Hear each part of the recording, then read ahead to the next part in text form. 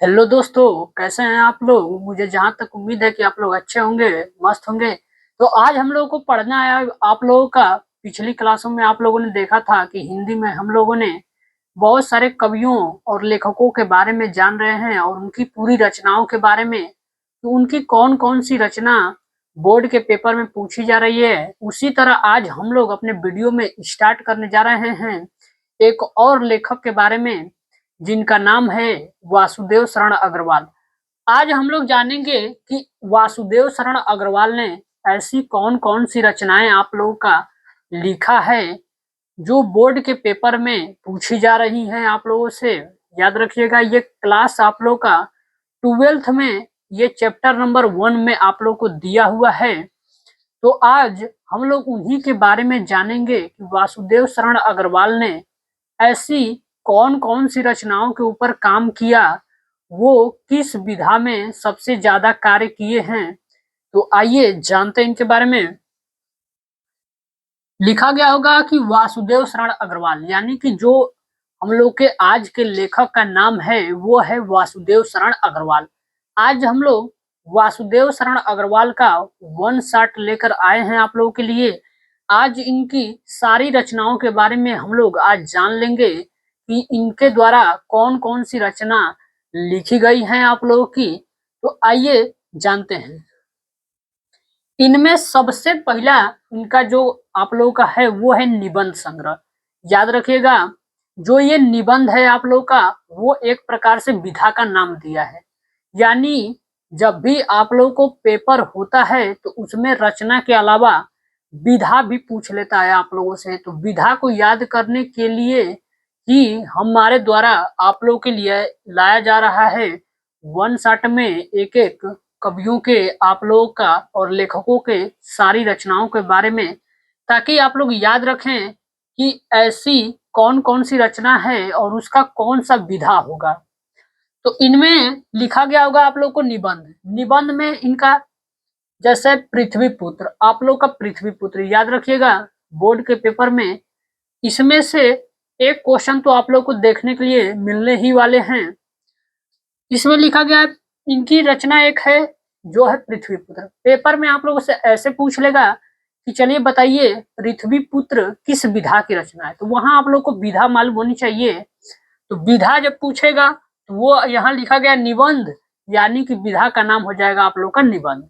इसके बाद ये पूछ सकता है कि चलिए बताइए पृथ्वी पुत्र किसके द्वारा लिखा गया, यानी ये किसकी रचना है। तो उनके लेखक का नाम पूछ रहा है, यानी ये हो जाएगा आप लोगों का वासुदेव शरण अग्रवाल। इसके बाद इनका है भारत की एकता, इनका एक और रचना है। फिर लिखा गया है वाग्य धारा। इसके बाद कल्प वृक्ष, माता भूमि, कल्पलता, कला और संस्कृति। याद रखिएगा ये एक ही में पूरा आप लोगों का कला और संस्कृति। इसके बाद है राष्ट्र का स्वरूप और उरु ज्योति। अब ये जो दिया है राष्ट्र का स्वरूप, याद रखिएगा ये वासुदेव शरण अग्रवाल के द्वारा लिखा गया आप लोग का क्लास 12th का पहला लेसन है राष्ट्र का स्वरूप। अब देखते हैं इसमें से कौन ऐसी ऐसी रचनाएं हैं जो बोर्ड के पेपर में अक्सर पूछी जाती हैं। तो आइए जानते हैं। याद रखिएगा जिस पे मैं ट्रिक लगाऊंगा वो आप लोग के बोर्ड के पेपर में बहुत बार पूछा गया है। तो इसमें सबसे पहला है पृथ्वी पुत्र, यानी ये पृथ्वी पुत्र, ये आप लोगों के लिए वेरी वेरी इंपॉर्टेंट है। इसके बाद भारत की एकता, ये भी पेपर में कई बार पूछ लिया गया है। इसके बाद अगला हम लोग का रचना का नाम है वाग्य धारा, ये भी एग्जाम में पूछा जा चुका है। इसके बाद है आप लोग का कल्प वृक्ष। इसके बाद है माता भूमि। जिसपे मैं टिक कर रहा हूं याद रखिएगा वो बोर्ड के पेपर में कभी ना कभी जरूर पूछा गया है। इसके बाद है आप लोग का अगली रचना कल्पलता है आप लोग का। इसके बाद है कला और संस्कृति और राष्ट्र का स्वरूप। ये अभी आप लोग के बोर्ड के पेपर में नहीं पूछा गया है उरु ज्योति। तो कोई जरूरी नहीं है कि बोर्ड के पेपर में ये नहीं पूछा गया है तो नहीं पूछा जा सकता है।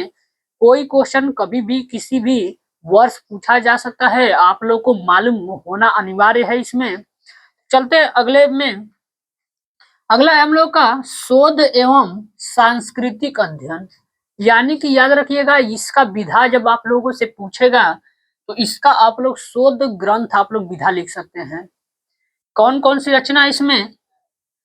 पाणिनि कालीन, ये याद रखिएगा, ये बोर्ड के पेपर में पूछा गया है एक बार।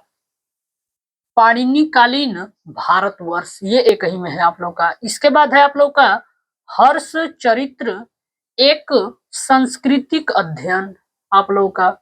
फिर है अगला हम लोग का मेघदूत एक अध्ययन। फिर है भारत सावित्री आप लोगों का। इसके बाद नीचे लिखा गया होगा अन्य महत्वपूर्ण कार्य, यानी कि अन्य महत्वपूर्ण कार्य का मतलब ये हो जाएगा आप लोगों का कि वासुदेव शरण अग्रवाल ने और कौन कौन से अलग क्षेत्र में आप लोगों का कार्य किए हैं।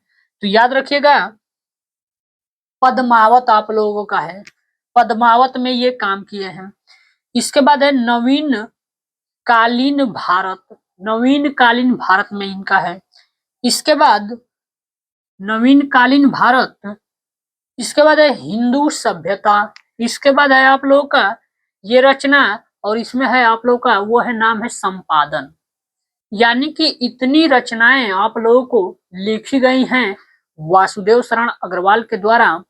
तो आप लोग इसको पूरा कॉपी पे पूरा नोट करिए और बोर्ड के एग्जाम देने जाने से पहले आप लोग इसको एक बार जरूर पढ़ कर जाएं ताकि आप लोग को याद रहे। चलिए अब मिलेंगे हम लोग नेक्स्ट वीडियो में, आप लोगों का इसी तरह लेखक और कवियों के रचनाओं के बारे में लेकर आएंगे आप लोगों के लिए।